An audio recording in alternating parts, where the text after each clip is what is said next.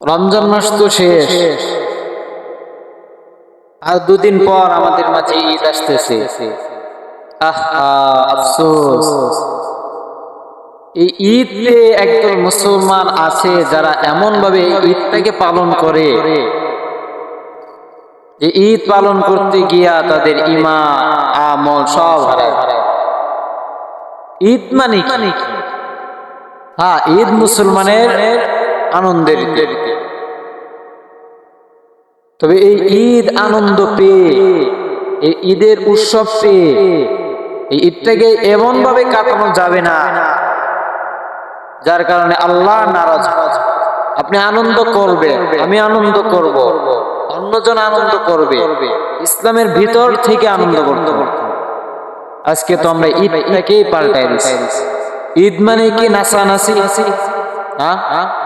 ঈদ মানে কি box, tax ভাড়া করে, ট্রাক ভাড়া করে নাচানাচি করে শহরে বন্দরে অবৈধভাবে গান বাজনা চালিয়ে আল্লাহর বিধান অমান্য করে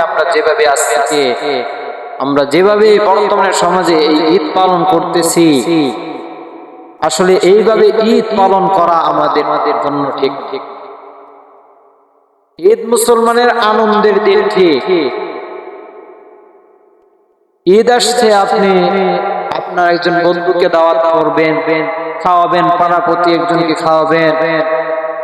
একজন অপরিচিত বন্ধুর সাথে অনেক পর দেখা হয়েছে, মুসাফা করবেন, ভালো কথা বলবেন। এই ঈদে আপনার একজন শত্রু আছে, সে যাচ্ছে রাস্তা দিয়ে হেঁটে, আপনি সালাম দিয়ে বললেন, ভাই ঈদ মুবারক, আসেন চলেন আজকে আমার বাড়িতে, আপনি একটু মিষ্টি মুখ করেন, একটু খানা খান। এই রমজান মাসের পর এই ঈদ আসতেছে।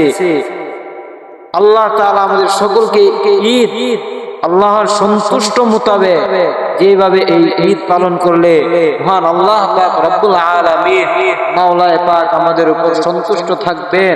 এই ঈদ যেভাবে পালন করলে আপনার আমার কল্যাণ হয়, সেইভাবে এই ঈদকে আমরা যেন পালন করতে পারি। আল্লাহ তাআলা সকলকে তৌফিক দান করে। সকলেই বলে